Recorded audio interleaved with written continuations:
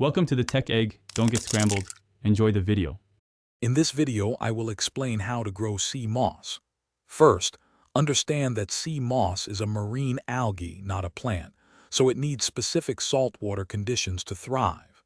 To begin, you'll need to acquire live sea moss fragments.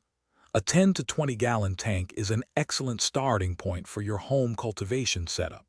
This size provides ample space for growth and easier environmental control.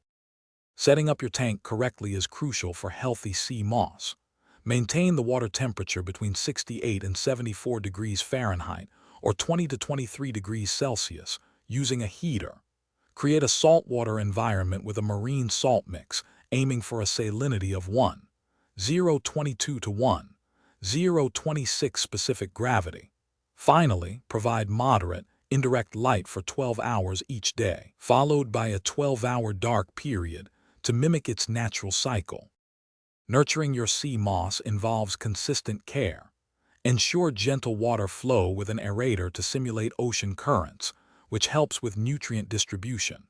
Perform weekly water changes, replacing 25% of the tank water with dechlorinated or distilled water mixed with marine salt.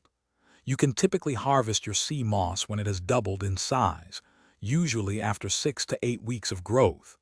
Gently cut or pull portions, leaving some for continued growth. Even with careful setup, you might encounter some issues. If your sea moss shows slow growth or discoloration, it could be a sign of insufficient nutrients or inadequate light. Conversely, excessive algae growth often points to too many nutrients in the water or too much light exposure. Adjusting these factors can help. Remember to check the description for a link to upgrade your clean game with the Shark AI Ultra Robot Vacuum, plus other great deals. Consistent monitoring and minor adjustments will ensure your sea moss thrives. Thanks for watching. Consider subscribing if I helped unscramble your problems.